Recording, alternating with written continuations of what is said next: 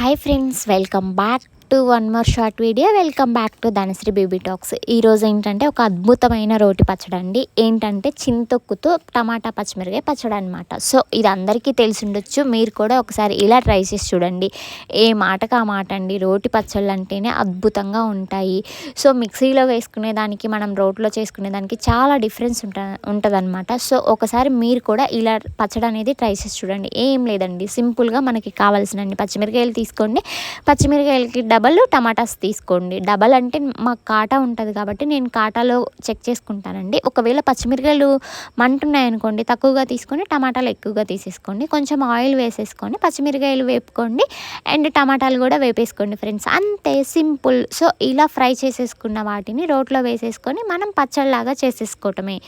చాలా ఈజీగా ఉంది కదా. మీరు కూడా ఒకసారి ఇలాంటి రోటి పచ్చడి అనేది ట్రై చేసేసేయండి. సో ఇలాంటి మరిన్ని రెసిపీస్ మీకు కూడా కావాలి అంటే నా ఛానల్ని ఫాలో అవ్వండి. మీకు ఈ వీడియో నచ్చితే లైక్ చేయండి, షేర్ చేయండి, సబ్స్క్రైబ్ చేసేసుకోండి ఫ్రెండ్స్. మరిన్ని వీడియోస్ కోసం నా ఛానల్ని చెక్ చేసేసేయండి.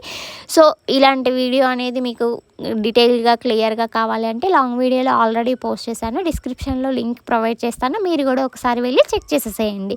సో ఇక్కడ టమాటాలు కూడా వేగిపోయాయి అనమాట. ఇంకా పచ్చిమిరపకాయలు ఉప్పు వేసేసుకొని దంచేసుకోవటమే. తర్వాత టమాటాలు వేసుకొని దంచుకోవాలి. నెక్స్ట్ ఏంటంటే చింతొక్కు వేసుకోవాలి.